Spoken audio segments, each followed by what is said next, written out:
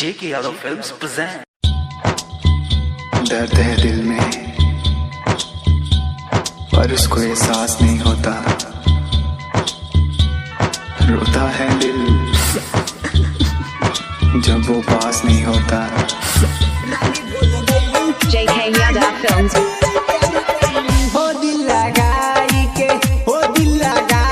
के रानी भूल गईलू त काहे खातिर प्यार कइलू। हो दिल लगाई के रानी भूल गईलू त काहे खातिर प्यार कइलू। हो दिल लगाई के रानी भूल गईलू त काहे खातिर प्यार कइलू। Mix by Brijesh Bihari. हो अपना हाथावा में मेहंदी रचैबू, आ हमके छोड़ी के पिया संगे जाइबू। हो जाबा मंगिया में सेनुरा सजाइबू, आ हमके छोड़ी के पिया घर बसाइबू। हो कवन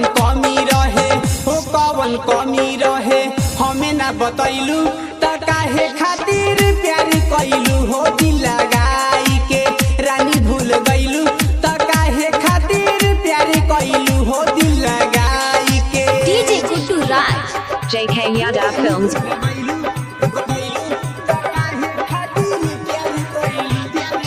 लखनपुर महेश पटेल।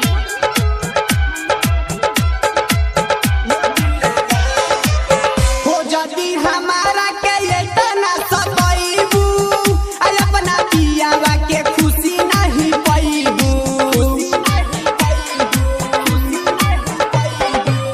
हो जदी हमारा के इतना सताइबू, आ अपना पियावा के खुशी नहीं पाइबू। हो हमरा नाम आवा के झूठी कसम खइलू त काहे खातिर प्यार कइलू। हो दिल लगाई के रानी भूल गईलू त काहे खातिर प्यार कइलू। हो दिल लगाई के DJ Guddu Raj। JK Yadav Films।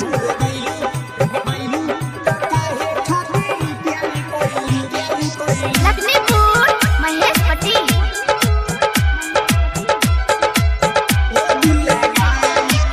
हो जाबे जरा जन के रोइबू, सच कहतानी बड़ी पछताइबू।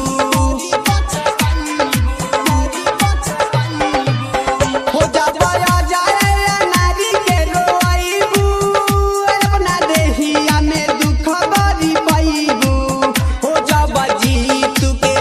जब जितेंद्र के वादा ना निभैलू त काहे खातिर प्यार कइलू। हो दिल लगा